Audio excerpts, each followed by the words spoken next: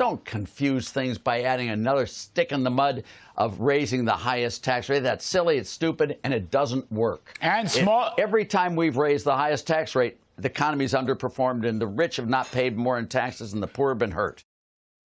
Take that. Joining me now, Steve Forbes, Forbes Media Chairman, Editor-in-Chief, Liz Peek, syndicated columnist and Fox News contributor, and Miranda Devine, ace New York Post columnist, also a Fox News contributor. Steve Forbes, Art Laffer seems to think that raising taxes is not a good thing. Now, what's at stake here is the top rate, the top income tax rate, which Axios claims some White House people want to raise. Your take? Stupid is the nice word for it. Family station, stupid. but not only does it hurt capital creation, not only does it not appease the Democrats, they think, oh, they'll think we're on their side in terms of egalitarianism, whatever it is, goes through their brains. But it also hurts small businesses and medium-sized businesses that have pass-throughs. Right. So you're hurting the very people you want to have the dynamism for the economy. You're hurting them. What's the point of that?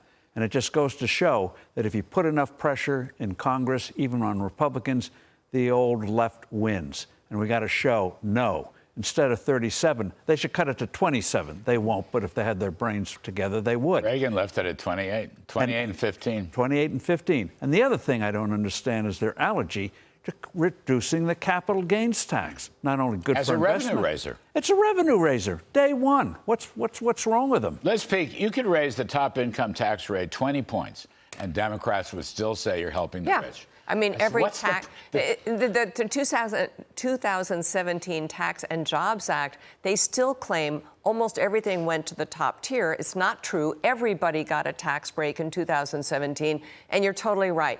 You could double the top rate, and they will still say that they're walking off with the goods. Oligarchs. Folks. Yeah. No, they're Republicans. That's right, oligarchs. Oligarchs. Right.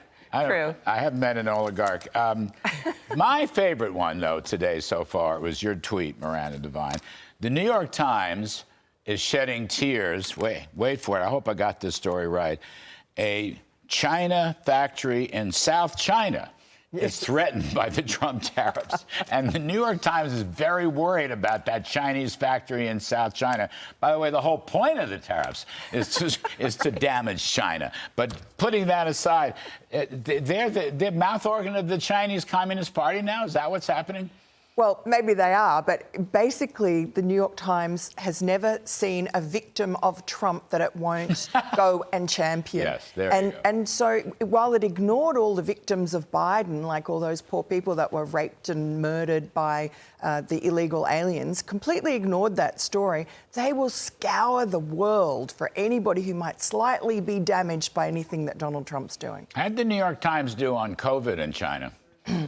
Same thing. I mean, they called Donald Trump a racist for talking about the Wuhan virus, for actually saying that it came out of the Wuhan lab.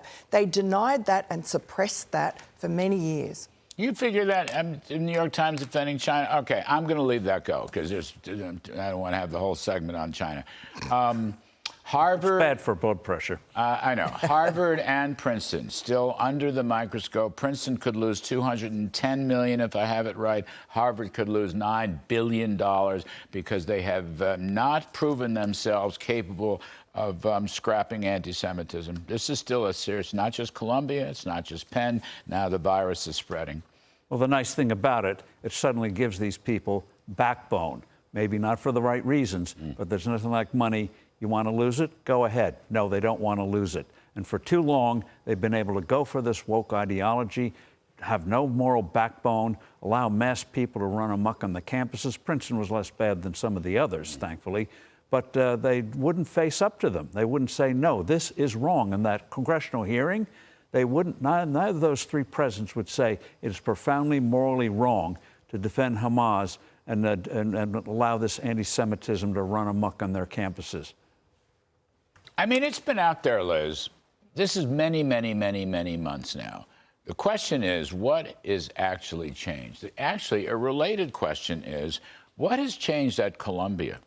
Because the acting interim president made a deal, and then all of a sudden she wasn't the acting interim president anymore. They have a new acting interim president who was a journalist, I don't know. I mean, I understand what the Trump administration is doing, and I hope they follow through. The question is, what actually is changing here? Well, nothing. And that's why we keep having a series of presidents leave Colombia, because the last one said, oh, yes, they're going to go along with these 9 points that the Trump administration said they had to abide by, like no masks on campus, which I think is a terrific idea. But then she went behind closed doors and talked to the faculty and said, no, we don't really mean that. Of course you can wear masks and parade around like savages, whatever, forgive me. But the answer is, Larry, let's just think about what's really happening here. These are Jewish students being disadvantaged, being not allowed to leave their dorm rooms because they're scared that they're going to be harassed on the way to campus. They're unable to go to class. It's preposterous. And again, people have said this over and over. If you substitute black for Jewish, if black kids were being penned up in their dorms because they were being taunted and jeered at on the way to class, people would be going nuts. So why are Jewish kids not given the same treatment and the same kind of favorable point of view on this as any other group would be? That is really the sin here, and nothing really has changed. Miranda, Cory Booker, distinguished senator from New Jersey, is filibustering. He's on the floor of the Senate, stopping all traffic. I don't know what hour he is, 24th hour, 25th hour. What's he doing? Why does he doesn't have a specific item? I want to give it a little bit of attention because it just seems like such a dumb thing at this point in history with so much at stake. And by the way, loaded up agenda for Mr. Trump and the Republicans, and Cory Booker single-handedly is trying to stop it. Really? Look, I think that Democrats are under enormous pressure from their left flank, from their base, to do something. You see them screaming at Democratic lawmakers like Hakeem Jeffries at any public events they go to. They're feral, they're insane, and they're demanding the Democrats stop Donald Trump because they see that Donald Trump has all control of everything in Washington now, and he's getting his agenda through, and that terrifies them. And so Cory Booker is doing this completely futile gesture, but at least it telegraphs to his constituents, and I think he still has presidential ambitions, that he's actually out there as a real fighter against Donald Trump. Yeah, great. Doing what? Stopping business. And by the way, the last filibuster of that length, Strom Thurmond. Yes, I know. But also, Joe Biden's friend. Wasn't it James Carville who said this performative stuff, dancing in the streets or filibuster? It isn't going to work. They need a message. They need a leader. Doing this is completely futile. Tariff sweepstakes, Steve Forbes, tariff sweepstakes. I know it's not your favorite subject. What do you think Trump's going to do? What I'm hoping for, thankfully, is that with the reaction of markets, reaction of businesses, that we get a milder version tomorrow than what we would have seen over the weekend. He's using gentler, kinder, milder. It's fascinating. But they're going to come up with something tomorrow. Markets, do you think, how scared should markets be?